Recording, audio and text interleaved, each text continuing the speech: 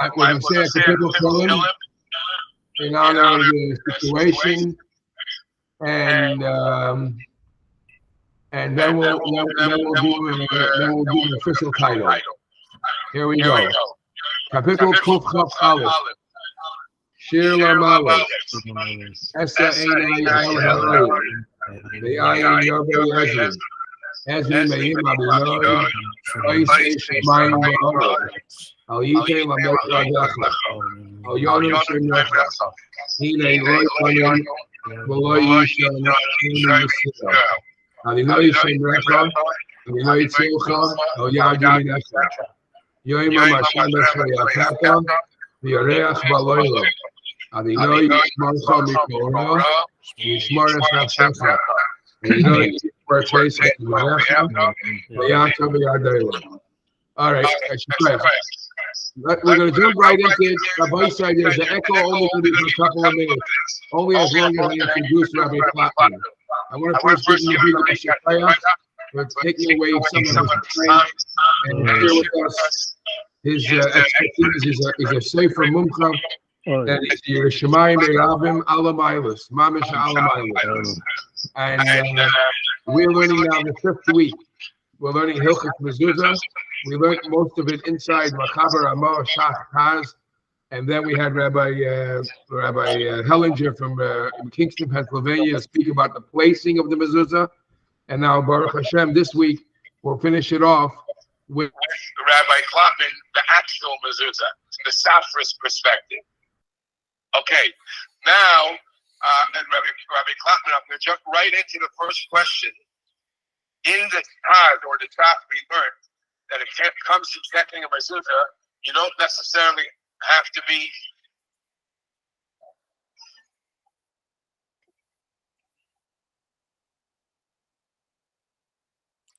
I don't. You hear me? Do you hear me? I didn't hear you. Am I in the computer? I don't know what you're on. I hear you. I don't know on what vehicle. Huh? I hear you, but I don't know through what medium. Okay. Maybe it's on the phone. Everybody? What? You see everybody? Yes, I do. Okay, fine. I mean, it says to join the meeting. My phone user. One second. I'm just going to tell you. You start. The Shulchan Aruch says the Taz or the Shach says you don't need to have a mumcha like Rabbi Clapman. It'll even be done by a stammer person because there's basics that everybody can check. Now, of course, once you know the basics, doesn't mean that you're all the way home and you know everything. So the question is, please teach us at least the basics for everybody to know. And then when do we have to come to the mumcha like you to give the okay that the mezuzah is kosher? I'm going to mute my mic. And if you could start your share, I'm having problems from my end, it looks like. Is that, everybody else see it? Do you hear me now? I hear you, yeah. Yeah, it's good. I hear you from the phone. I'm going to get off the phone for a minute. I'll get back, okay?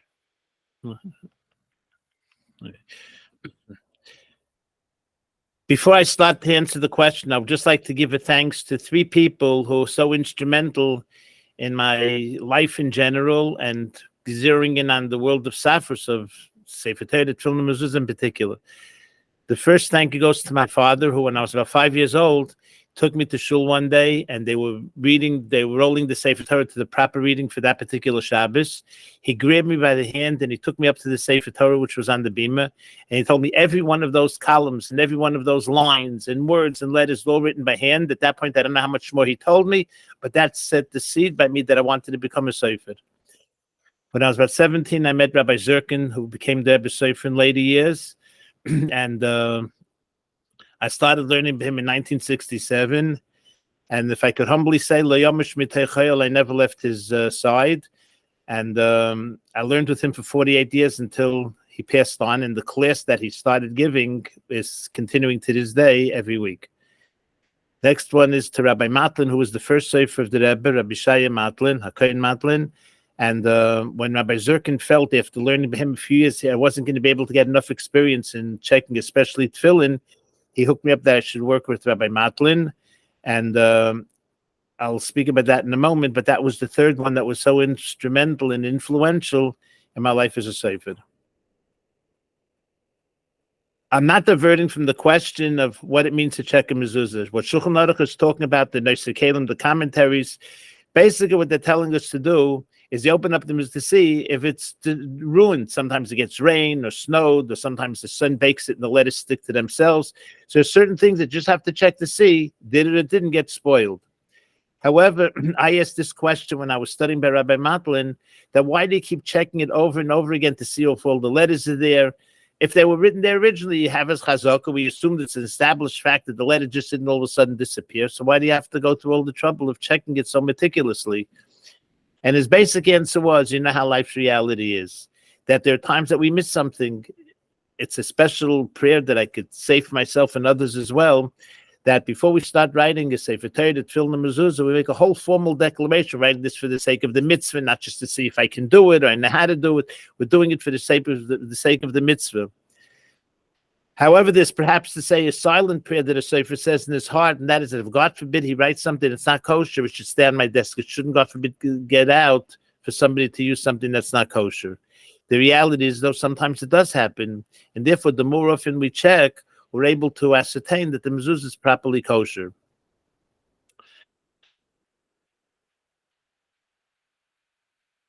I was also taught that the very fact that a person checks his tefillin and mezuzahs, that in itself is mishana mazel, changes the fortune or the luck or whatever you translate mazel as, it changes the mazel of the family.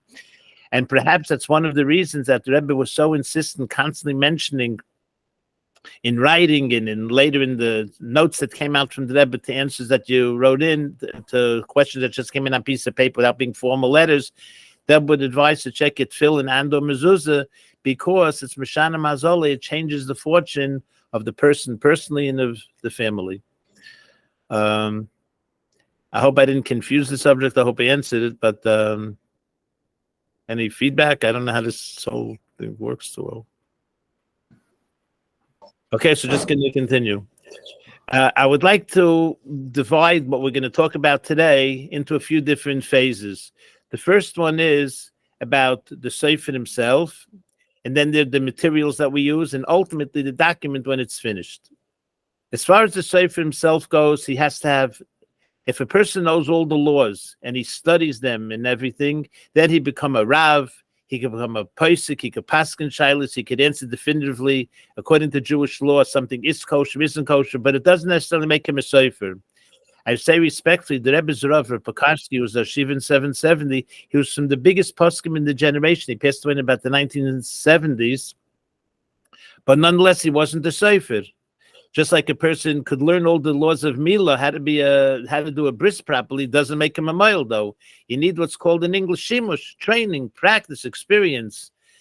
And that's something that, although today it's very common that people study the laws and they get Kabbalah, they get official certification, but without the training, would you take a mile that learned all the laws but didn't have enough experience under the guidance of a professional male who's been doing it for a long time? You wouldn't want such a male to do the bris on your child. It's the same thing with Safras, that somebody could learn and he studied and he got a tuda, he got a certificate, alle gute Sachen, but until he has proper shimush, proper training, it doesn't help that he knows all the laws. Of course, the training itself without laws doesn't help, but just knowing the training part doesn't make you a Sofer, as we're talking about now.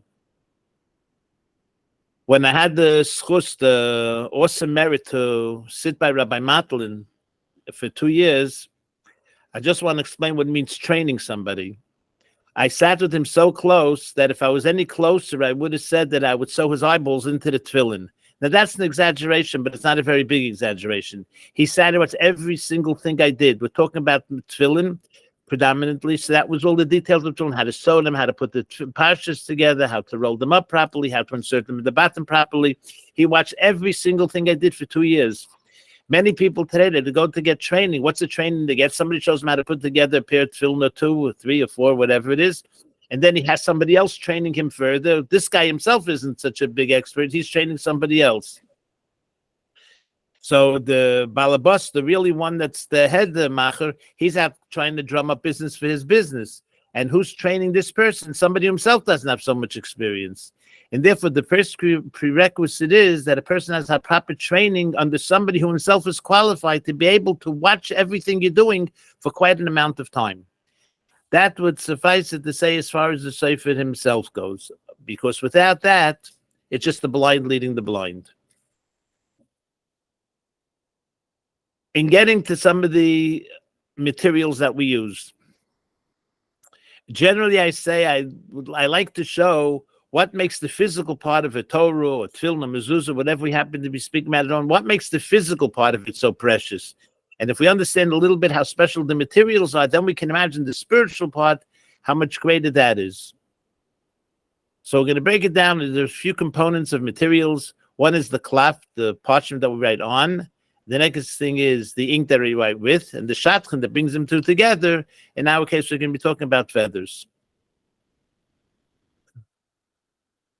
There are certain things that would be in a perfect world, how things would be, but the world isn't perfect, and we're not perfect. Situations aren't perfect. So we're going to talk about something that's more practical.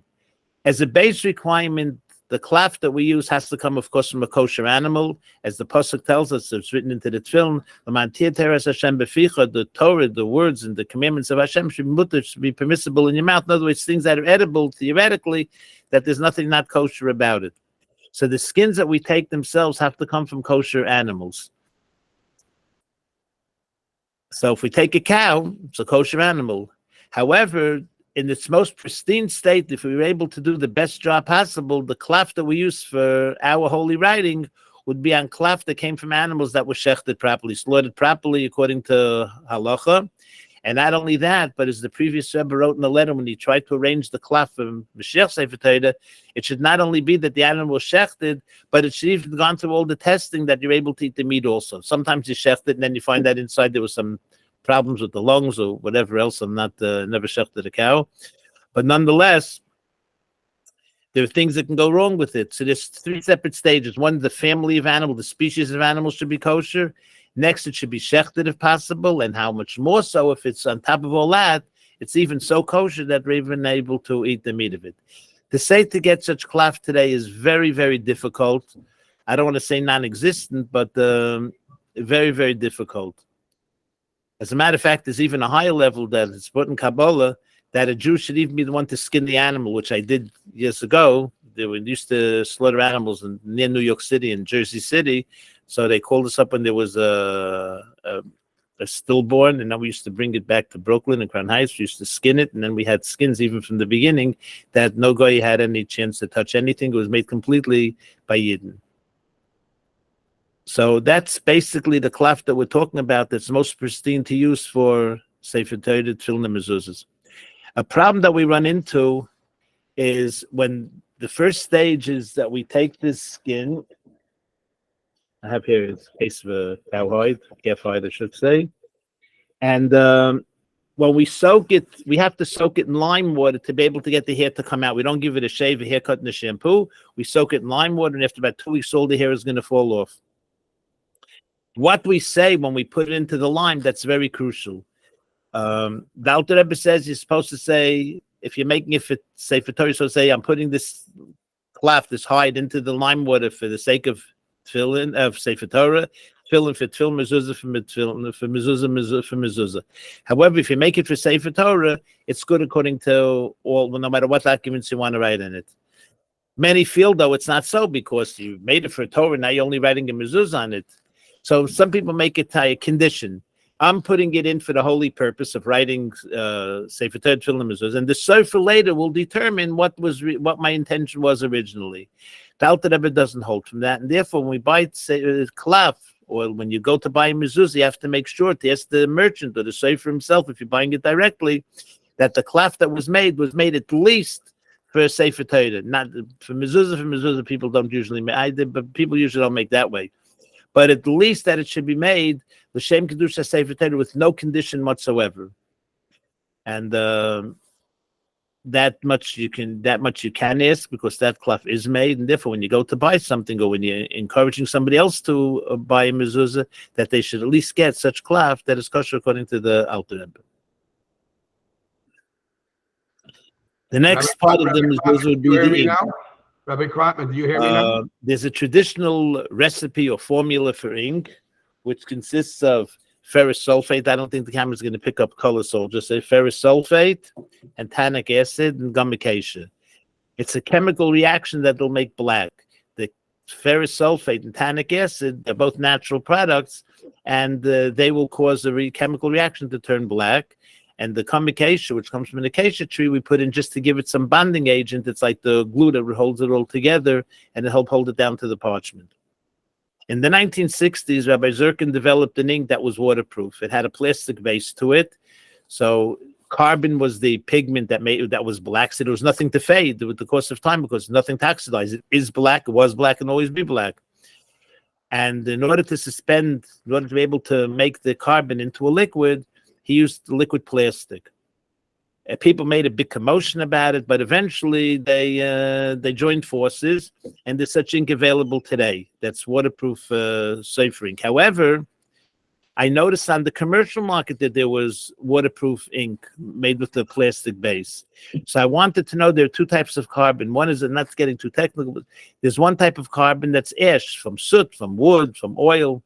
And then there's another one called bone black that's from charred bones. And charred bones obviously would not be kosher because all kinds of bones.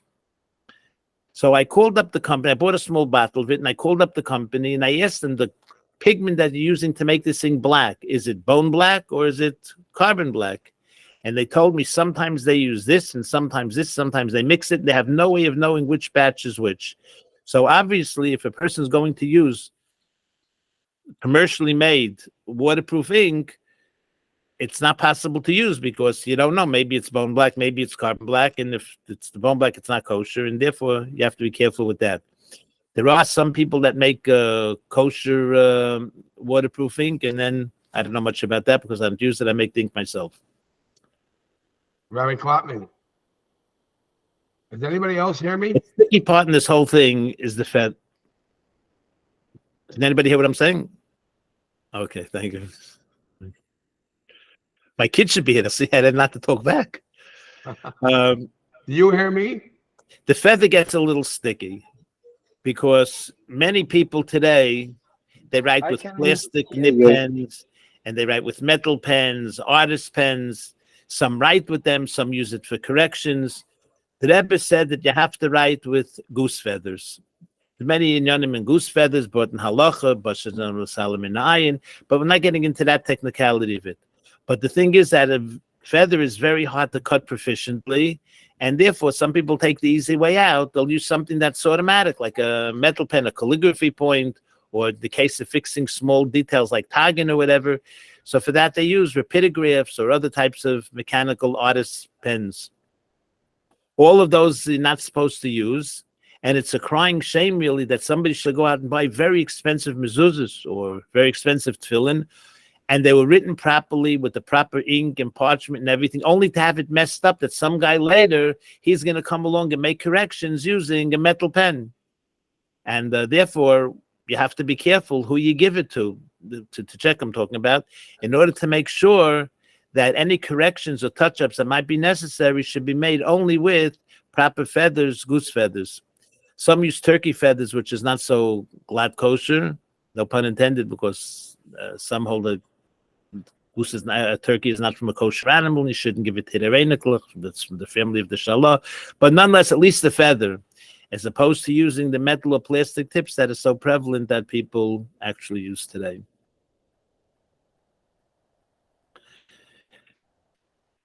Besides the Rebbe saying that you have to write with a goose feather, I took the liberty, I discussed this. There was a time I used to go to Rav Moshe Feinstein every week to ask Shilas that came up in Tefillin and Mezuzah during the week. And I asked him about using a metal pen. And he told me you must use a feather. And he put in, you could make a feather that's so thin and so refined that you're able to fix even the thinnest tagin, the crowns on the letters, and even the heads of the letters on the tiny tefillin and mezuzah. You don't see so many of those real tiny ones anymore today. But nonetheless, he said you can make such a feather that should be delicate and edel enough to be able to fix the crowns and the letters, the heads of the letters, which sometimes are not written properly, with an actual feather. Then I decided that Rav Moshe Feinstein, let's say, would represent more of a Litvish Olam. I decided to go to Rav Pekarski, who's the Rebbe's Rav, and I asked him about it. He told me that you're not allowed to use a metal pen either, and you have to use a feather. So we covered all the bases. One is for us is to get that the Rebbe said it. And as far as people who are interested, what did the people who their forte is more paskin shailis? So we had Rav Pekarski and Rav Moshe Feinstein. Both of them said you're not allowed to use those type of instruments, but rather you must use a feather.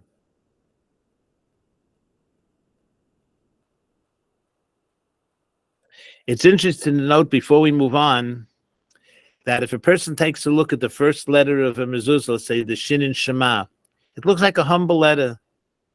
Shin, 3 heads, some feet connected at the bottom. Looks very humble. But I'd just like to point out that the ink that we use in the traditional recipe, we learned that there's the worlds of Domim, Tzameach, Chaim, Medaber. Domim would be a world of those things that are inanimate, like stones or rocks. Tzameach would be like the world of botany, plants, flowers, trees, etc. Then you have Chai, the animal world, and then you have Medaber, the person himself. So all of creation is focused and zeroed in on this little shin that we have in a mezuzah.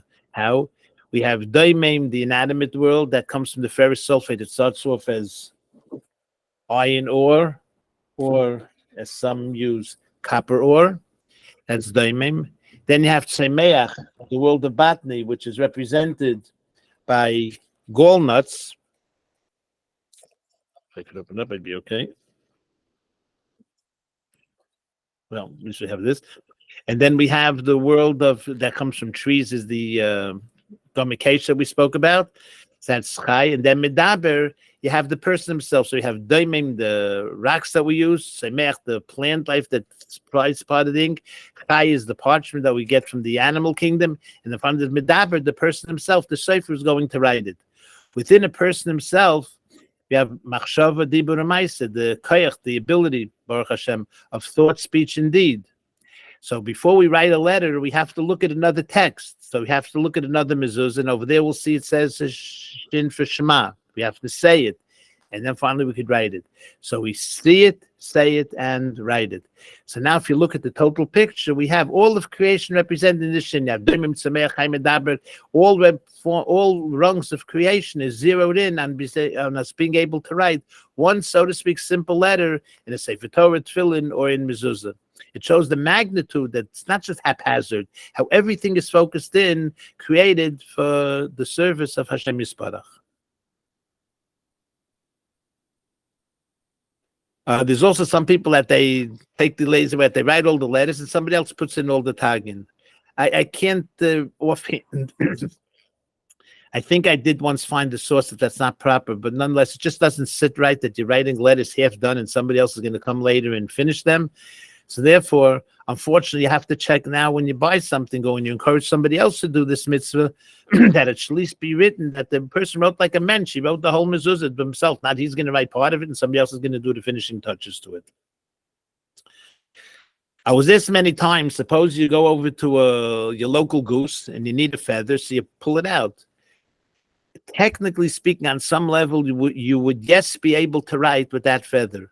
However, the Nesekalim say it's midas achzoris, very crude midas, it's very crude characteristic trait that a person should go over to an animal and pull a feather out. And therefore we have to wait until the animal is not alive anymore to be able to use the feather to write with.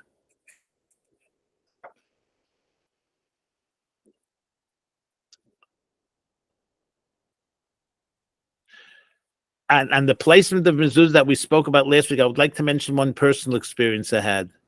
And that is that I was called to somebody's house to see if the mezuzahs were placed properly. I really didn't feel like going, but I did go. Came in the front door, the mezuzah was in the right place. Went to living dining room, correct. Came into the guy's kitchen, had a couch there. A lady was sitting there, just nodded good evening. Went upstairs. In his bedroom, there was a door into the room, and then there was like an alcove or a dressing area, and over there the mezuzah was in the wrong place.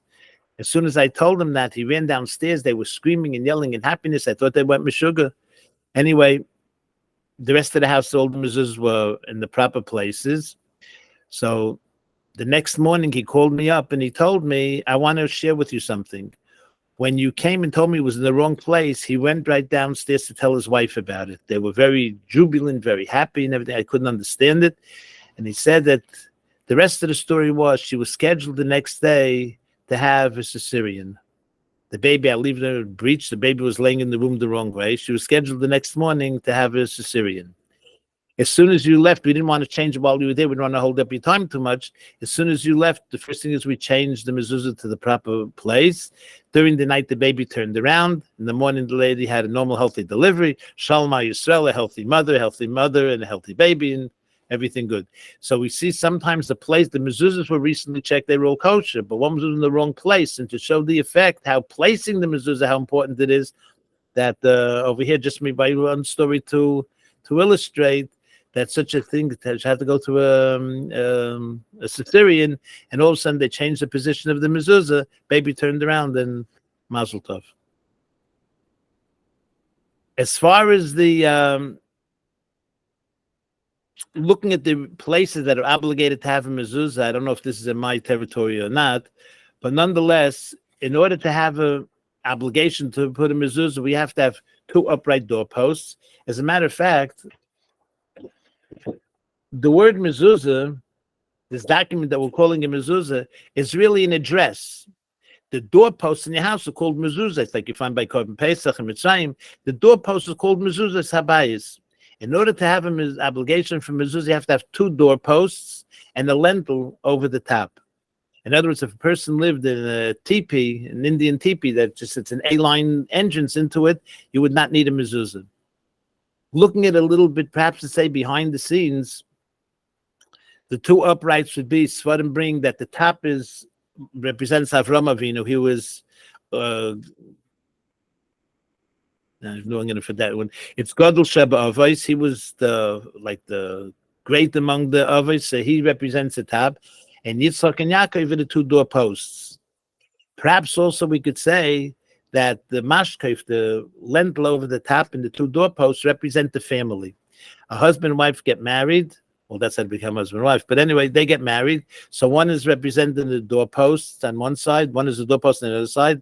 And says, Ish v'ishta, a person and his wife, they live in peace and harmony. Shechina shri b'neim, God rests over them. That's the mashkef. So the fact that the husband and wife, they're living together in peace and harmony, and the Shechina over it, that's the idea of the mezuzah. 2 mezuzahs represent the couple. Over it represents Hashem Yisparach. If they're blessed with children, so maybe you could say that one side represents the children and one side is the husband and wife, and then again, the Hashem rests Shechina over us. And in order to have a proper house, it has to be that the house itself is strong with love and peace and harmony. Then at that point, they can go out to make their contribution to the community, not only financial, but volunteer work or whatever else. But the main house, the main love and the bond of family has to be in house. And that's represented as soon as you come into a Jewish home, the mezuzah represent that this is a house of shalom bayis and peace and harmony and all those other good things. I'd like to also mention about mezuzah itself. When we take a look at a mezuzah, I don't know how much you've seen, but anyway, on the top line of the mezuzah, most of us probably saw already mezuzahs anyway, but on the top line of the mezuzah, we have 2 letters that are written largely out of context. That's the ayin in Shema and the dalid in the word echad. Many reasons for it and everything, not to mix up with this word or that word, but nonetheless, let's take those 2 letters out of context.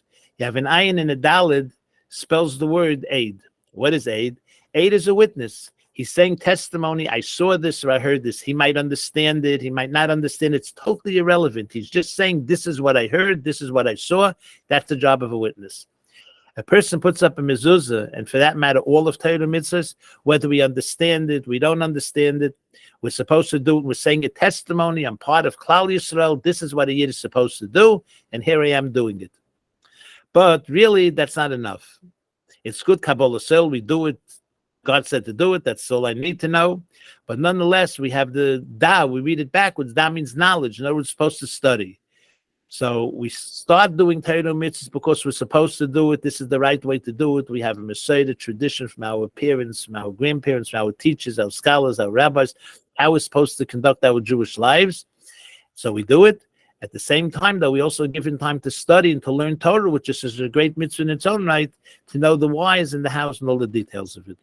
This is signaled by us by the beginning of the Mezuzah. Right away, the first line is the Shema Yisrael, Hashem Ken Hashem Echad. These two letters enlarge. Also, when we say Hashem Echad, every one of us is one, but a person is divisible. You have Baruch Hashem hands and feet. And then let's say the hand is also divisible. You have different bones in it. That's divisible. The only true one that is not divisible, it's not made of parts, is the Eibishter himself. And that's the proclamation that Yid is saying that Hero Israel, he's talking to himself. Yid, listen, that you're talking about one Eibishter, he made the world and all the Gashmis and Tevin, everything is really all Echad, it's really all one Eibishter, indivisible. Mezuzahs get a little tricky because things happen. And sometimes you write a mezuzah that you write a word that's not the right word. So in a Sefer Torah, Baruch Hashem, you're able to fix mistakes, and very rarely do you have to change a section. But even at the worst, you have to change one section, but the rest of the Torah is okay. In this mezuzah, at the time I wrote it, this was considered the big mezuzah. Now it's already getting to be quite almost standard. But somebody told me that his wife wanted a lot of protection, and I explained the protection that a mezuzah brings doesn't go by the inch or by the pound. It goes by the kashrus. As long as the mezuzah is kosher, it's going to do the job regardless of the size. His wife wants it. Okay, I'm not arguing with somebody else's wife. I wrote the mezuzah. In the introduction, I mentioned that a Sofer says a silent prayer that if at least if something is not kosher, it should stay by his desk. In this case, when I proofread the mezuzah after I finished, I noticed that I left out one letter. The letter Einechem, the second yud in Einechem, I could point to it, whatever that's worth. But anyway, I left out one letter. Were it to be permissible to fix the mezuzah, that would have taken me one moment to fix. However, we have a requirement by Tefillin and Mezuzah has to be considered, has to be in order, consecutively written. So in other words, we'll take an easy example, the word Shema. I can't leave a space, write the mem, write the ayin, and come back and write in the shin. It has to be, every letter has to be, Shema is number, the shin is one, mem is second letter, ayin is, so it has to go throughout the entire mezuzah, one after. You can't come back and fix a mistake. So that's why this mezuzah is not kosher, even though technically you would be able to fix it, but halacha says that films have to be written consecutive, and if it's not that way, then the mezuzah is puzzle. Also, very often it happens that there's a negiah, letters that touch very slightly. The mezuzah is not kosher, it has to be repaired, but as long as nothing changed, it didn't become another letter, then you would be able to make some minor repairs.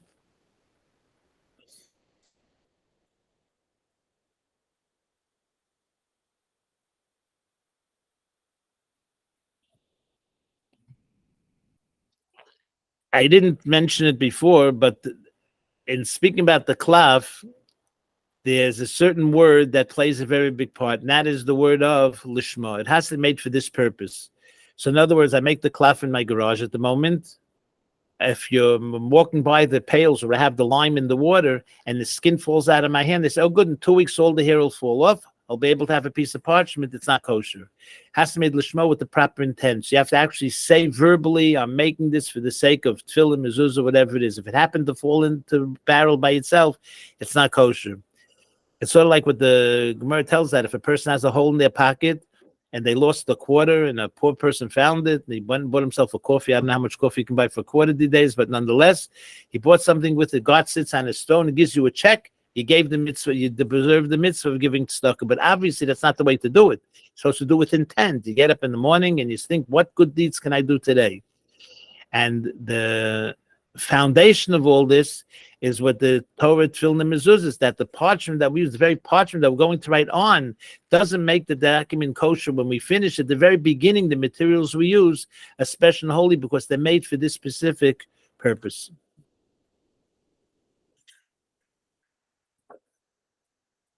And the word mezuzah, if we take the word apart a little bit, you have the word ze and zu, mezuzah, mem, is the first letter, Zayin Vav, Zayin Hey, Mezuzah. In Hebrew, when we put a word before a mem before the word, in many cases, it makes the word have the definition of from. If you look at it, the whole picture, you have the mem at the beginning of the word, then you have ze and zu. This in the both this in the masculine sense and the feminine sense. So if a person looks at life, your obligation starts. A person lives in his parents' home or in yeshiva dormitory. You get married, you have your own place. When a person puts up a mezuzah, which is basically the first mitzvah that you're doing, you have to look at it, not what's in it for you, what's in it for the other one. So the mem is from him to her. That's the zeh, and from zu to zeh, from her to him. In other words, when you look at things, what can I give? It's from this one to this one, from the him to her, and from the her to him. Gets confusing, gift all to say it. Got to speak to Jackie Mason about it. But anyway, that gives the lesson of life, how life is what you can give, not what you could receive. As far as putting up the mezuzah, I presume we must have mentioned it last week, that says in Shulchan Aruch that you're supposed to put up mezuzah with screws or with nails. However, it's common today that people use double stick tape.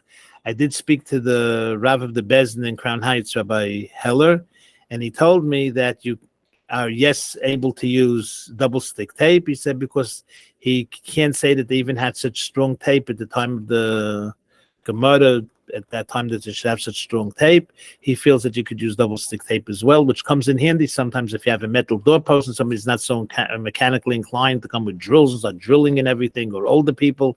So nonetheless, you can use double stick tape in the case that's necessary. The mezuzah is supposed to be, you covered the Shlish Elyon? Okay, so that part you covered already? Okay. You hear me now? You don't hear me now. Where does the mezuzah go? I'm not getting involved in all kinds of scenarios, doorways this way and that way and the other way, sliding, pocket, or not discussing that, but just once over lightly that the mezuzah is supposed to be the beginning of the top third and the most outer part towards the outside of the door jamb itself. And the reason we put it there is because that's where the bad guys can, God forbid, have an achizah. They could have a set-up shop over there. So soon you want the protection to start as very soon as possible. Therefore, it's supposed to be on the outermost portion of the width of the door jamb. And also it's supposed to be the beginning of the top third in order to make sure that no negative forces can come around and only good things and happy things will be there. In order to have an obligation to mezuzah, as we mentioned, you have to have two doorposts. If you take a look at the word mezuzah, it also spells the word zaz maves. It pushes away Rahman's on death. But it doesn't only mean death in the, God forbid, in the actual literal sense. It also means complacency. That's the time the person passes away physically, he can't do anything anymore. So it pushes away complacency. And I tell my kids, I said, I am what I am. That was Papa, I am what I am. But also, can a tiger change his stripes? I tell the kids, a tiger cannot change his stripes. You're not a tiger. Yeah, if you make an effort and you try, you can change yourself. And that's showed by the mezuzah mavis. It pushes away this complacency. I am what I am, and that's the end of it. A person has to constantly work, and not like a picture on the wall. I heard the previous Rebbe once said he saw a bottle of seltzer on the table, and he said it's tumbling to, doing so much is doing nothing, though. A person shouldn't say, this is the way I am, and that's the end of it. You always have to try to seek to become better yourself and the family to become better, encourage other people to become better, do one good deed at a time, one mitzvah at a time. And this is what we get as we're coming into the house. We see the mezuzah reminds us, no. This isn't a place where we are what we are. We're a family that tries to constantly keep growing. Children come home from Shiva, ask them what they learned today, take part in it. If you go out to, the husband goes out to learn, she asks the wife to give her opinion about what they learned. She goes out, you should ask him. It's like they're constantly to try to grow and improve, both in our love for each other and our love for the Eibishter. So that's part of the things that we learn from just when you take apart the word mezuzah. The lesson it serves is not to be complacent, but rather to keep on trying to grow and improve. We put it at an angle, many reasons for that. The common reason that's given that you put a mezuzah at an angle facing inward is to show that you're bringing in from the outside all of the good things belong to the Eibishter. All the worldly things that you had to do, you had to go to make panos, you had a job, you had to go to school, you had to travel, whatever you did, you're bringing the Eibishter, who was all those places and looks so mundane, you're bringing it into your house. Another reason is because there's those that hold it should be absolutely straight, like some Sephardim have that custom. Other people should be lying down, so you make, so to speak, a pshara compromise, you make it like in the middle. How much of an angle is, it says in Shulchan Aruch, ba'alachsin u'v'shipua. And to me, I translate them both as being an angle. I didn't understand what alachsin and shipua, what the difference between them would be. So Rabbi Zirkin told me that one of them, I don't remember which one it was, would be an absolute 45-degree angle, which most people don't have it at that angle. Short of that, then whatever angle, just be at an angle of some degree. So therefore, we put up a mezuzah, it should be at an angle, and should be the beginning of the top third, and it should be to the outermost part of the door jamb. I'm not good at hearing myself say a drasha for so long. Do you hear me now? You hear me now? If not, okay. Could anybody else try to say something? I'll see if Rabbi Clapman hears you. I'm calling him on the phone. Somebody else say something. Let me see if he sees me.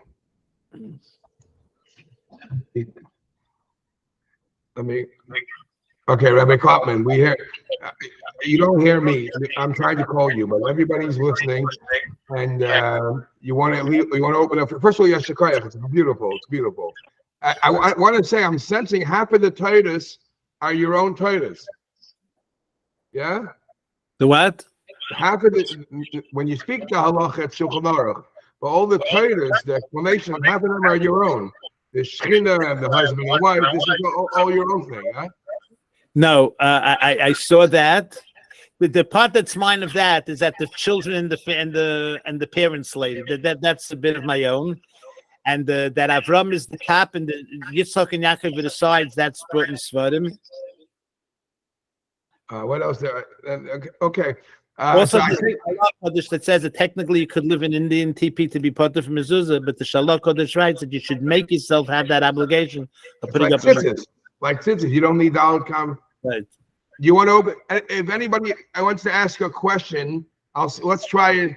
For some reason, I think Rabbi Clapman isn't a tippy because his computer is not working, so it has to go through my phone. Come on. Rabbi Clapman, we got cut off in the beginning. So when you want to check your mezuzah for Elul or whatever, or just to make sure, like you want to, you have to go to Rabbi Clapman or every one of us. What are the sheer basics everyone should know if there's a red flag? Okay. What is the? If you're going to do it properly, then you should take a siddur or chumash, and you should check letter by letter to make sure that all the letters that are supposed to be mezuzah are actually there. In other words, turn to the page of Shema Yisrael, open up your mezuzah and say Shin, Mem, Ayin, and just check back and forth between the siddur and your mezuzah. Hold on. Could you highlight which words typically people think are written one way, but they're in the mezuzah, they're written extra you and the lesser you and the vav, whatever. Which are the ones that you find most common mistakes? Well, L'Taitafos would be one of them. Okay. Which in the Shema portion we write L'Taitafos without a vav, and in the Vayim Shema portion we write with the first vav. So that's the difference in the spellings between these two paragraphs by itself. As far as what a person might make a mistake, you have certain words that just the pronunciation might be like Yitzarechu. You know, if you have pronounced the word instead of like we do Yitzarechu or something Yitzarechu, you could put in an extra yud there. So when you write, you're supposed to see the letter before you write it. You're supposed to see it in a Sefer Torah or in a Tefillah or in a Siddur or Chumash, whatever. So that prevents you or helps you that you shouldn't write the wrong letters. However, since it does happen, as in this mezuzah itself, I left out a letter. So when you check, you're supposed to take a siddur or chumash, and you're supposed to check the mezuzah you have. Does it have all the letters? That's the first. I have a klutz kasha for you. You can know how to write hundreds of thousands of mezuzahs. What do you think made you forget to write that? Isn't it natural that you write a necha? I mean, how you're not talking about a person who wrote the first 10 mezuzahs. I mean, doesn't it come out like flows natural? I'll say amen to that. It should be. At best, the mensch is not a mensch. You know, al tamin b'chayach. Don't be so sure of yourself. You know. But do you think that it's better to buy a mezuzah from a person who's writing for 15, 20 years, or somebody who just finished, but he's in it, he's in the zone right now? If you do it properly, then it's no difference how long he's doing it. But I would like to mention one thing, since you bring up this technicality. When I went to get tested to, get certification. Is that when the Mabel? When was that? Just afterwards. No, what was it? What year? Where was this? It was in the 1970s. And who by? The first one I got was from the Pai Ruv. He was a Ruv in Williamsburg that at the time when his father was the Rebbe in the Hungarian city of Pai, he was the Sofer. So when he fahed, it was Mipsari Echze. He was faheading. He knew what he's talking about. Not because he saw it in a Sefer, he knew himself. So he fahed in every page in Kesser Sefer. It was a few hours the fahed. But one thing he asked me in answer to your question, are you allowed to write Shulchan Mezuzah by heart? And I told him yes, because that's the halacha. So he told me, this is where life experience comes in. He told me, you're right, al pi halacha, you're allowed to write it by heart, since most people know all the words and the spelling by heart. However, since you cannot write as fast as you could say Shema, you're liable to make a mistake. So theoretically, you answered correctly, but in a practical sense, now I'll tell you behind the scenes, don't try that at home, because you're not writing as fast as you could say it. Okay, so anybody, please, if he does, somebody try to say something. I'll see maybe if it's in my end, and if not, ask me the question, and I'll pass it on. You have to always. Can you hear me? Can you hear me? Do you hear him? Yeah, I think I heard it. So when you look at a mezuzah, you have, if you're going to check it, so you have to look. The lamed is tall, so you have to look that the lamed, the top part of the lamed, is not under a dalet, so that the dalet. We get the whole question, but I think they know each letter, okay. And make sure that you can read it. That's also, and a ches is written either as a vav and a zayin, or two zayins together with a hat. So you have to make sure that the upside down V part is intact, so that it's one letter and not two. This is important. I teach a little class on. I'd like you to sit by me when I write. Bring a whole bunch of psulei mezuzahs, and we go over it, and I have the boys look through it and see. Yeah, there they are. So that because that's important. I didn't know to be able to read it. I didn't know it would pick up, so I didn't speak about it. But could you see if I show this? Yeah. Okay. Yeah, we see. The certain letters that are supposed to have crowns, and like a shin and ayin has 3 crowns each. Then there are certain crowns that are supposed to be on the corner of one crown on the corner, like the letter Beis and Dalid and Kuf. Very commonly, these are not put on the corner itself. You can't say the mezuzah is not kosher if it's put in the middle someplace, because it is. However, it's not the ideal place. And therefore, when a person is going to buy a mezuzah and you're giving out money, you should make sure that it has everything in the most proper sense. Not talking you have it already and you don't want to replace it. But when you go to buy it, you should make sure that these few letters that are problematic in many cases. One is the Beis, the Dalid, the Kuf. Many times are not written in the ideal place. Also, the letter Aleph. On the bottom, it's supposed to face upward. I have another diagram for that one. Okay. The top Aleph over here, the long diagonal line is a line and finished. It starts and finishes, just goes straight. The one on the bottom, if you notice, it comes up. I don't know how to, over here, it goes up. This, it says, it must be there. As a matter of fact, if it's not, you have to go fix it. When a person goes to buy a mezuzah, there's no sense in buying something that you have to have it reworked before you put it up. So therefore, these are some of the things a person has to be careful about when you go to buy a mezuzah. Another common problem is the letter Lamed, as you mentioned. A Lamed is supposed to have two crowns on the top. The Lamed itself is the tallest letter. It's supposed to bring down all of the blessings of Hashem. And the two crowns on top is supposed to go, so to speak, that extra mile. The one on the right side is supposed to be tall, and the one on the left side is supposed to be short.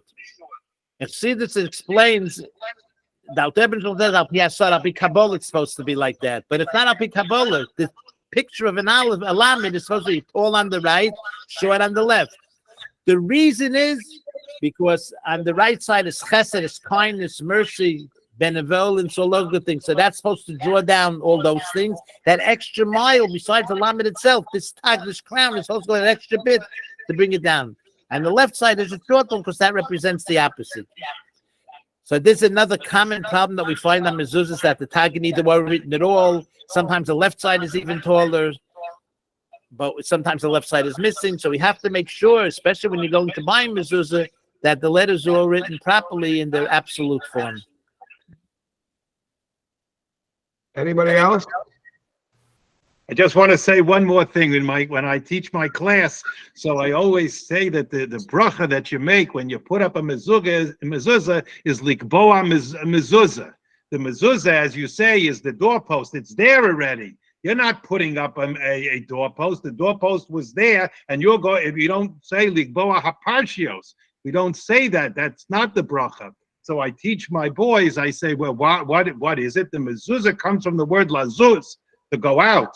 Because when the essence of a part of this mitzvah is that when you go through that doorway, you take what's inside that house with you when you go outside. You don't leave your Torah and mitzvahs at home and then go out and do whatever you want to do all day long. You have to take what the midos and what you learned in the house with you, and that's why it's the mezuzah. The word mezuzah is attached to this mitzvah. Oh, beautiful. Also about the custom of kissing the mezuzah. It's a beautiful custom that when children go to sleep, especially children, that they go to kiss the mezuzah and they say Shema.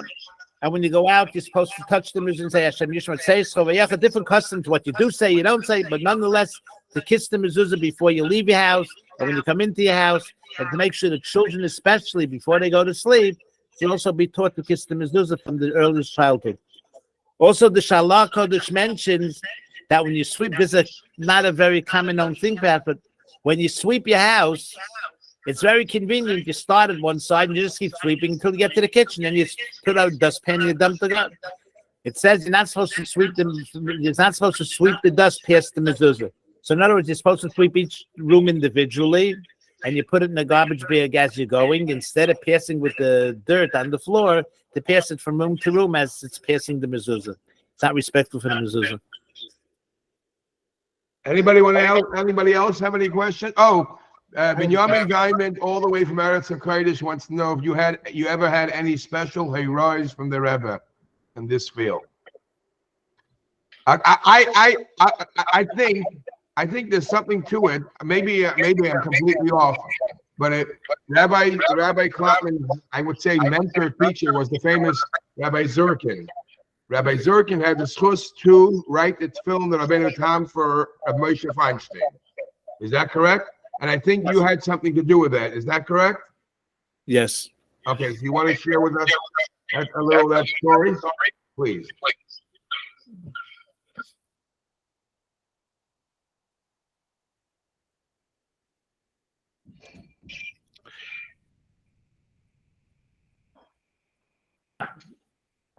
Rabbi Zurkin got a phone call one night, and he was sleeping. And this is the very beginning of the story. And this is what year, by the way? Maybe 1980, Tafshim Mem around there, maybe. I don't remember exactly. And Rabbi Chadakov, the Rebbe's head secretary, was on the phone, and he said he wants to speak to Rabbi Zurkin. So for Rabbi Chadakov, the children woke him up. Rabbi Zurkin came to the phone, and Rabbi Chadakov asked him, are you ready to write tefillin for a Gadol B'Yisrael? Are you ready to write tefillin for a great sage among Klal Yisrael? And he said yes, because he understood where the question is coming from, that it was the Rebbe told him to call. Anyway, the next day he told me, you'll go to Rav Moshe, you'll call up Rav Moshe Fine, make an appointment to go to him. Rabbi Zirkin went to Rav Moshe on Thursday. Friday morning, he started writing. Started writing the children Friday morning. The children answered the phone when it rang, and he said, Rav Moshe introduced himself, and he said, you should please give the phone to your father, and you should tell him, do not speak. I want to tell him something, but tell him before you give him the phone, do not speak. And Rav Moshe Feinstein told him like this, I just want to call to remind you that you're writing Rabbeinu Tam Tefillin, be successful, and he hung up. He didn't want Rabbi Zirk to speak in the middle of writing. Which, by the way, I forgot to mention before, when you write a mezuzah, you're also not supposed to speak. And Rabbi Wilhelm asked, what's mine and what's brought in Sweatim? I'm going to put in the thing that's mine. If you have I don't know how they do it in England or in Eretz, but if you have a faucet on the side of your house and you hook a hose up to it, you're able to water the lawn. So if there's no holes in the faucet, in the hose, the water comes to the lawn with a full whammy. If you start having holes, it gets there, but not the full whammy. When a person writes tefillin mezuzah, you don't speak in the middle, you're putting in the full whammy into it. Once you start speaking, then God forbid it gets diluted. So you have to make sure that the Sofer is writing for you, and these things have to ask an educated consumer, did the guy speak in the middle or not? If he spoke in the middle, perhaps you should go to somebody who didn't speak in the middle. But getting back to the Rabbeinu Tam Tefillin, so Rabbi Zirkin wrote the Shorosh, and then the children called me up, and I took the Parshas to Rav Moshe Feinstein's house. And this is on a Friday afternoon, and Rav Moshe Feinstein told me like this, you're really supposed to write the Yad and the Rosh on the same day. However, since it's Friday, and it's a short Friday, because from the month of Adar, just before Purim, how could you push a person out a whole period of tefillin on a short Friday afternoon? So therefore, he'll write the Shorosh a different day. What was his dilemma? His dilemma was Sunday was his 80th birthday. And in honor of his 80th birthday, he used to put on Rabbeinu Tam Tefillin at some point during the war, whatever, he got separated from them. And the Rebbe re-encouraged him that he should start doing the custom that he had before of putting on Rabbeinu Tam Tefillin. So the Rebbe wanted he should start on his 80th birthday. So Rav Moshe was stuck between a rock and a hard place. Here the Rebbe wanted him to start on Sunday, which was his birthday. And you're supposed to write on the same day. So what should he do? He decided that he would rather fulfill the Rebbe's request and start on Sunday putting them on, as opposed to say, I'll wait a little until the Shorosh is finished also. So on Friday, he wrote the Shorosh. I brought the Parshas. Rav Moshe carefully checked them over. That was a whole lesson by itself in how you're supposed to check film, but I won't get into that now. And afterwards, I came back to Rabbi Zirkin. He still didn't speak. He was waiting until I came all the way from Manhattan. It was a few hours it took me. Still didn't speak. He came back. I came back, and I said, Rav Moshe said they're okay. Then he sewed them in. And Sunday he did the shel Rosh. I brought the tefillin to him when they were finished, and I asked about adjusting the kesher. And Rav Moshe told me, said he like humbly smiled, said that much I could do myself, that he could readjust the kesher. Just by way of me, this Tavis, I would like to share something that. While I was speaking to him, he got called away for he didn't have there were no cordless phones, there were no cell phones, nothing. He got called to the phone. He had to leave where he was speaking to me, and he went to answer the phone. He came back to me, and it happened the second time. I think what happened the third time, when he came back, he told me like this. When a person calls you on the phone, you cannot say you can't come to the phone. You must go to the phone. That's it. Somebody called you, must answer the phone. I take it what he meant was like this. If I'm talking to you face to face, and somebody calls it 1 minute, you don't look at them dealing cheap or not important, significant with you. I'm in the middle of speaking to you. I got called away for a moment. But when you're standing here, somebody calls in, I can't come to the phone. The person might say, hey, he's too busy for me. He has no time to speak to you. So Moshe Feinstein told me that whenever you have a phone call, you must come to the phone. That was a lesson in Midas Tavis that I learned. Okay, somebody sent me a WhatsApp question. Should one place a recently checked mezuzah up in the place of a mezuzah that has been up for a year already, since being checked, and go get the mezuzah checked afterwards? Well, I don't get the question.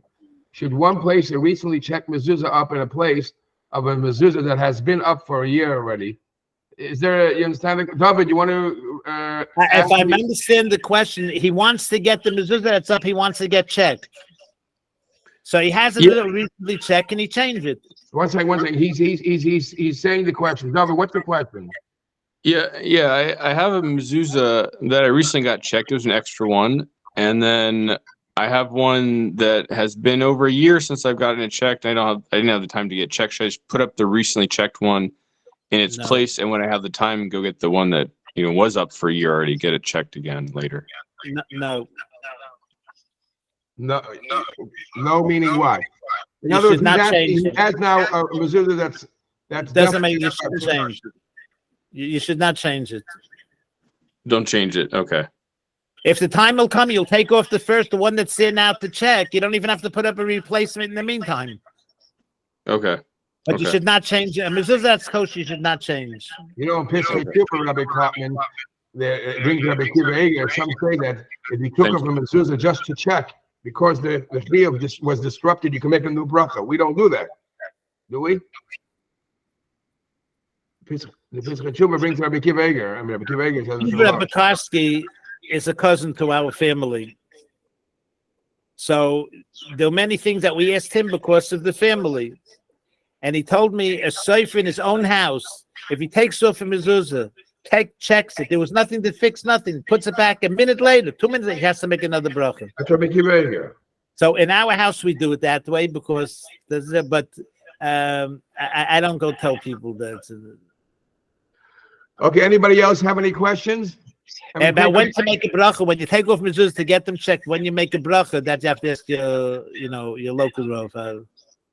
What do you mean when you make the bracha? What do you mean by that? What's the If it's off for a day, a week, 2 weeks, that's. I have a pinkus at home that I write down all different opinions. I ask many that bun him this question, you get different answers. I'm talking about Babich that bun him. No, yeah, all fine, no questions. Yeah, Aaron, what's your question? So there are several places you can get mezuzahs in Crown Heights. For example, Sofer, others. No names. Okay. My question is just all of the things that you've been mentioning. Are these things that you could count on these when they sell you an Alter Rebbe Tzav mezuzah? That's supposed to be mahudar. Are these things that would have been taken care of? So let me spice up his question. Rabbi Clapman, what's the difference between a $36 mezuzah and a $200 mezuzah? I'm not good in math, so I can't really answer the question. No, really. What is really the difference between a $36 mezuzah? He asking a very good question. When you go into any store and buy a mezuzah and they charge you Rebbe geld, could you assume that you're getting high quality mezuzah? Okay. The question is, you can't assume in life. You can't assume anything. That's the first thing. You have to ask to become educated. What's the difference between a $36 mezuzah and a $200 mezuzah? If a person makes sure that the letters that we spoke about on this chart, the Beis, the Dalet, the Kuf, the Ches, the Lamed, the Aleph, those 7 letters or 6 letters that are commonly problematic, if those letters are written properly, the chances are the only difference between the 2 mezuzahs is going to be the beauty of the Ksav, which I don't know that it amounts to much. However, if the $36 mezuzah, unfortunately, is missing a crown here, crowns there, crown there, the Aleph doesn't come up in the Lamed, then it's not that it's a $36 mezuzah. It's not the mezuzah you're supposed to buy no matter what the price is. And surely not to give it to somebody else. One of the ways I like to say it, it's my own thing. God made a person that have 32 teeth. However, in God's infinite kindness, he made it that if you only have 31, you could live a long and happy life till 120. But that doesn't mean the 32nd tooth is extra credit. You don't have spare parts. All these crowns are an integral part of the letter. The only thing is certain things will make the mezuzah invalid and certain things not. But even if it doesn't invalidate the mezuzah, it doesn't mean that you're supposed to buy that mezuzah. And you're supposed to make sure, discuss with the Sofer. A store, it's hard to discuss it because he didn't write. He doesn't know what he's only what he bought, he sold. Just passes through him. But you have a right to ask. Did the Sofer speak in the middle? Was the mezuzah touched up with metal? All these things. You have a right to ask. So let me follow up with a dumb question. I would say, No such is thing. it preferable to buy a mezuzah direct from a Sofer? I mean, I'm not asking you because you're a Sofer, or is it the same if you buy it from a store? Could you all this information you'll never find out in the store? It's commercialized. I agree with that part. Okay. But I just wanted to know that from the Talmidim of Rabbi Zirkin, I was thinking there's a whole crew that a mom is dedicated, that Rabbi Yolta makes batim in the Tzuas, Sri Banet, not the Kupman. There's a whole group of the mamish Ehrlich Sofrim. I'm not putting myself in that category. Ehrlich Sofrim. And some of them make the klaf themselves, and they get this. You have who you could talk about these things to. If they spoke in the middle, what kind of instruments they use. I'll tell you one unfortunate thing. There's a lady in Crown Heights. She runs a Mosid. And there are 43 mezuzahs between her house, which I was never in, and the school and the cheder they have.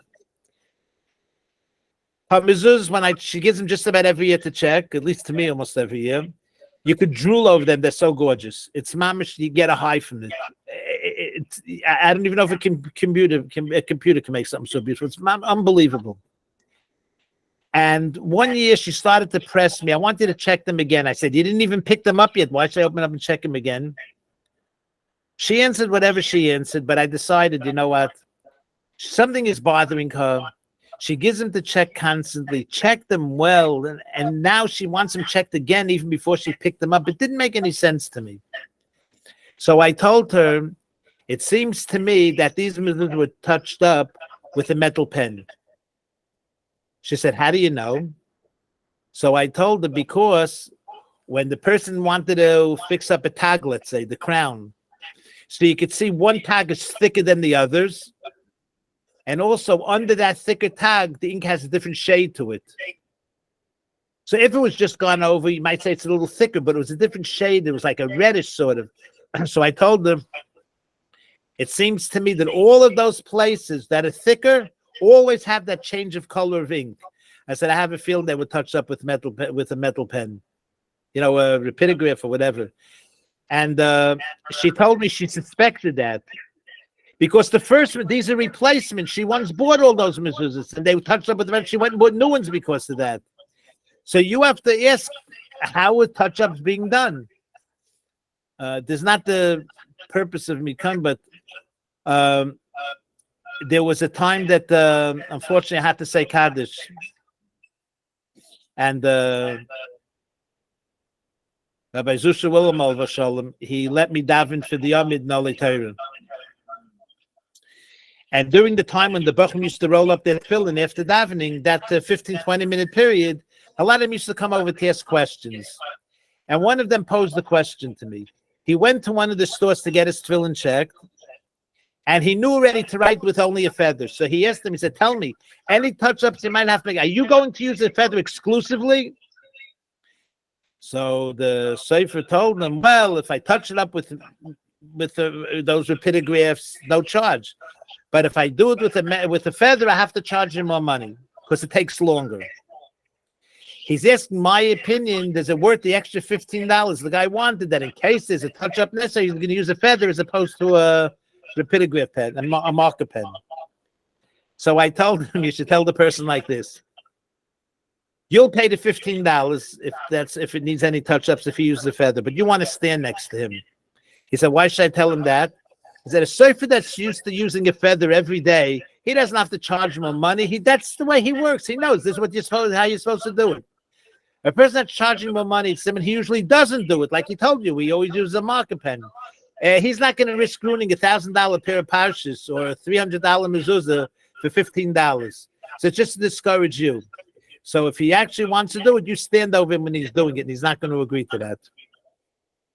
So in answer to your question, Rabbaran, that you have a right to ask the Sofer what he's going to touch it up with, what type of ink he uses, all the other things that if the Sofer wrote the mezuzah, if he spoke in the middle, And if he doesn't know, that's an answer to your question. But if you want to make sure all these things were done, then an educated consumer is the best assurance that you're going to get that's proper. Okay, anybody else? Moshe Gutman, no, knock it out of the park. What's your question? Benjamin, Yisrael, folks. Okay, I have a question then. Yeah. Now, when you're supposed to check mezuzahs, is it okay to check them yourself for the obvious things? And referring any questions, of course, to a Sofer. Would that take care of the requirement? Yes, it is. You can check it yourself. Those two things are basic though. Make sure all the letters are there, and unless you're very fluent in the spelling, make sure you use a siddur to check it together with the clav. That's the first thing. And the second thing, just to make sure no ink ran, no letters are cracked, and similar things like that. But physically, if the mezuzah is in good condition, and all the letters are there, which you could check yourself by by looking in the siddur, then just make sure you roll it back the proper way. Are they making today's days parchment paper that's almost as strong as parchment? I mean, they used to say try to tear it, and if it tears quickly, it's paper. If not, it's parchment. Is that they have printed ones on parchment? The swindles are so great, you could write a book about it. So how could a person who's not Mahavan like you see if it's printed, or written? They can fool anybody, but how do you? You are expert. How can you see if it was written or printed on the parchment? You're not telling me the tricks of the trade, huh? One way that a lot of swindlers were discovered was he went to the store and he asked for a few mezuzahs. Like he wants to buy a few, and he noticed, for example, there's a certain a drop of ink someplace. If the next 10 mezuzahs have that same drop of ink, they're printed. But if you take one mezuzah out of context, it's really, really some very hard, especially if they print it on parchment. You can tell sometimes because the way they made the shirted lines is not as glottic. But you need to, it's better to go to somebody reliable in the first place.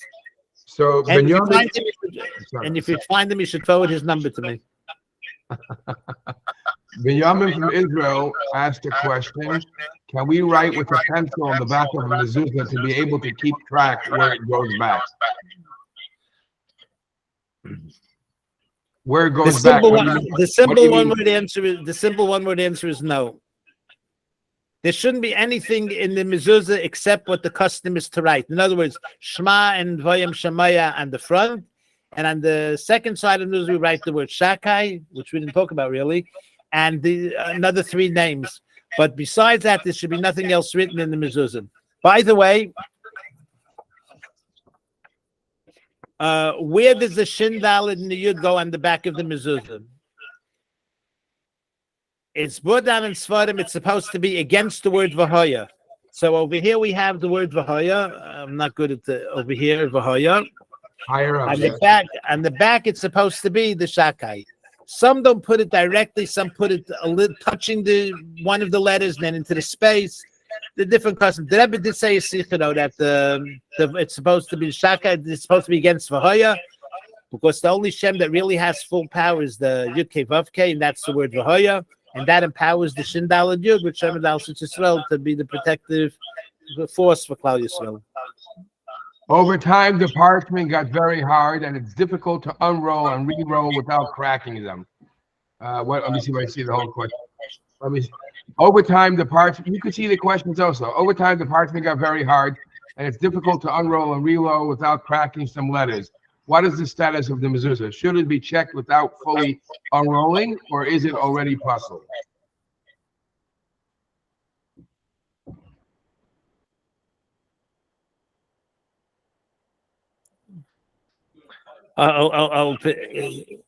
Ultimately, you have to open it. I'll tell you, I recently. This is not an uncommon problem that parchment cracks. It's not uncommon, but when you open it, you have to make sure that you're not meichik the Shem. You have to make sure that you don't erase Hashem's name if you try to open it. There's some things you could do sometimes to try to make it show, but usually if the parchment is that cracked, it's usually gone.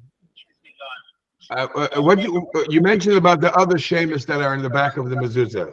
You want to speak about that a minute, please? Okay, at the back of the mezuzah, opposite the Hashem Elokeinu Hashem Havaya Elokeinu Havaya, we have the three words that are written with the next letter of the aleph base. So in other words, the Shem Hashem starts with a Yud on the back right of Chaf. The next letter is a Vav on the back right of Zayin. And I was told that those are the names of Malachim that helped the Yidden win the war against when they came in to conquer Eretz Yisrael. Those are shemus that they used to help conquer Eretz Yisrael to be in Jewish hands. Where's the mucker for that? Where does that originate? Don't know. No, so if you find a mezuzah that doesn't have that, is that possible? No. The Sfardim don't write anything on the back. Right. So Not the Shakai, they don't write anything on the back. Because we have the name of the game is Mezuzah, the Shmir, is a protection for the house, the people, the house. Shomer Dalsus Yisrael doesn't mean the door, the metal, or the glass. It means the house, and predominantly the people who live in the house. And it's such a protection, whether we're home, we're traveling, wherever we are. If the mezuzah back home are kosher, everybody has that protection. But we have to make sure that we're putting up the mezuzah because it's a mitzvah, it's the same in our Torah. We're supposed to put up the mezuzah. The shmira comes, by the way. So you can't write things that will make the mezuzah go to be like into a kamei, into an amulet. right. And so the person who asked before about the parchments asked, could you rub oil or lanolin on it to make Lanolin. it lanolin, whatever? Could you do that? I never heard of putting it on a mezuzah. Okay. Anybody else? Anybody else? Elon from Israel. Yitzchak from Virginia. Come on. Once I bet you the minute Rabbi Clapman finishes, or everybody's going to say, oh, I should have asked him. I should have. Rabbi Seben, what's from France? You have my contact number. They can always. Yeah. Anybody have any questions? Okay, you want to speak about car mobile with a mezuzah, a mobile with a mezuzah, houseboat with a mezuzah. All of them. What do you do with your yacht? On your yacht, you put a mezuzah?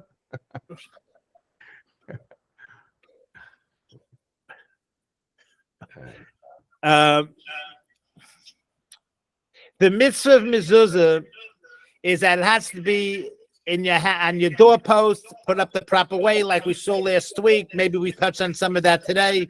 That's the mitzvah of mezuzah.